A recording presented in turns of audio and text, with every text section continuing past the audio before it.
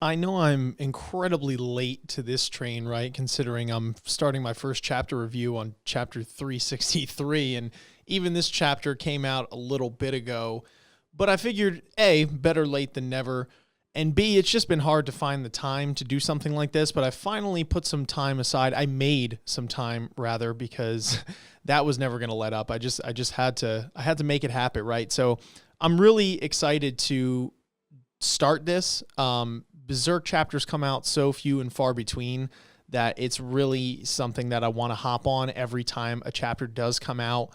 So let me know what you guys think of this review slash discussion, me really expounding my thoughts on this chapter, because I really love this story. It is my favorite manga of all time, and any excuse I could get to talk about it would be fantastic. But obviously, I want to make sure it hits with the audience. So let me know if there's anything that you would like to see different, any feedback, constructive criticism that you might have, etc. I'm willing to hear all of it to make some of the better Berserk content that I could offer to you guys. But anyway, I'm going to hop into my initial thoughts, impressions on Berserk chapter 363. And where I think we're going from here. Obviously, there will be spoilers if we haven't figured that out already. So yeah, let's just hop into it. So the first couple panels, I mean, we just come off of chapter 362, and Guts sees himself as the Skull Knight, or sees what the Skull Knight had gone through, and it's essentially the same thing, right? Except with a different couple of God Hand members here besides Void, and obviously Femto's not in the picture, and realizes that he also lost someone that he loved, and is basically very similar to Guts in some way, shape, or form. Now, this was something that a lot of us predicted that we saw coming. They allude to it quite frequently throughout the course of this story, that the Skull Knight was the original bearer of the Berserk armor, that he had gone through something similar. He obviously has history with the God Hand here, so this doesn't come as a complete surprise. But what is something interesting is the introduction of his lover, right? The Skull Knight's lover that he once had, what she looked like last chapter, and now the fact that we don't know where she is, right? At least in the initial couple panels of this this chapter here. But then we get into it, obviously, about a couple panels deep, and we realize that she is essentially in this cocoon-like state, apparently, in this pillar. But then even from there, it's not even that, right? We look up and we see that the head fairy in charge, Daenan, is the spitting image of the woman that he lost, right? So there's some weird play here where it's like, okay, is her consciousness sealed away in some way, shape, or form? Does she remember him? Does she not? Is it something where she does totally remember him, and then, you know, he just can't interact with her? What leads me to believe there's something along those lines that makes sense is the quote by the Skull Knight. He says, "I am the portent of doom, the remnant of a grudge. My aim is ever singular. I have not the heart to bathe in the lambency of my mortal days." Because she says to him, or she looks at him rather, you know, invitingly, saying, you know, maybe there is something there. But he just kind of says it right off the bat, and she just kind of looks at him in this sad light and looks away. And that's really all we get from there. I mean, we always get these cliffhangers in these chapters, and then we have to move on to the next thing.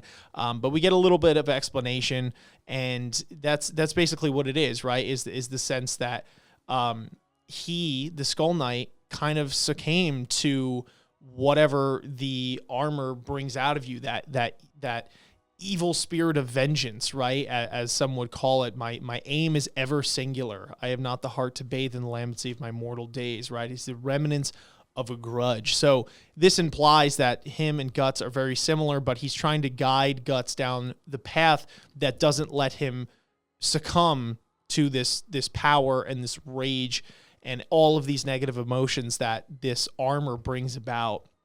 So then from there, we get this whole Isidro thing with the young witches here, and you know, some people were pretty pissed about this part. I understand it though. You know what it is? It's like, obviously we need some sort of reprieve in the middle of these things, and obviously because of these cliffhangers, we now jump into this silliness, and it's all part of the narrative, part of the story. And you know what it is though? I feel most people, why they are upset, and I don't want to speak for them necessarily, but this is my guess, is that because Berserk chapters come out once in a blue moon, right? This is like, we're lucky if we get 3 a year at this rate, and sometimes it's been even less than that. We want to see the progression of the main plot go as far as it can go, and we want to get the answers to these sorts of things. This story has been running for 30 years at this point. So it's like we want to make sure that every chapter is just jam-packed, filled with all things that are relevant to the overarching plot and narrative, and what Guts is going to do, how he's going to interact with Casca, get answers on the Skull Knight, on Griffith, etc. And so obviously these sorts of panels that, I don't want to say take away from that per se, but, lead us down a different path in the meantime. I can see why people are upset, but I mean, I loved these. I love Isidro as a character, I'm not going to lie. And this was funny just to see him be incredibly mischievous. Like this kid is nuts. When he gets older, damn, like he's, first of all, he's totally perverted. He reminds me of like Jiraiya or something like that from Naruto. But beyond that, I mean, like just combat skills alone, like this kid's going to kick ass. But, it's pretty funny. We get some laughs from, some of them, and they just all attack him. And it's this really wholesome, cute moment like we need in Berserk, because Berserk can be very depressing from time to time for obvious reasons. So I think we need a little bit of that reprieve, to keep us centered here. But anyway, moving on from there, we get the conversation between the maker, the what is he, little troll guy, and Guts here, and he's basically explaining to him. He says, you and Sir Knight, you seem to be pretty acquainted. And this was something that was interesting to me, because I thought Guts by this point would kind of have warmed up to him in a sense, being that the Skull Knight has kind of saved his ass, at least the way I see it, a couple times, more than once.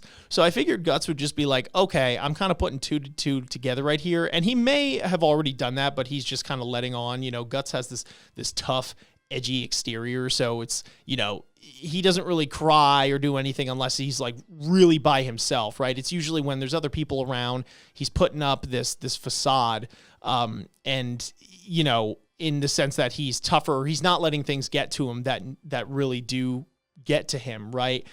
He's pretty transparent in all other respects, but this is one thing that I feel like he puts up a bit of a wall, because he needs to be the strength of the group and he needs to stand strong. So if he wavers, the whole morale of the group's going down, at least the way I see it. So, he's like, thanks for the advice here. We're really not that much alike. Like, might be, who cares?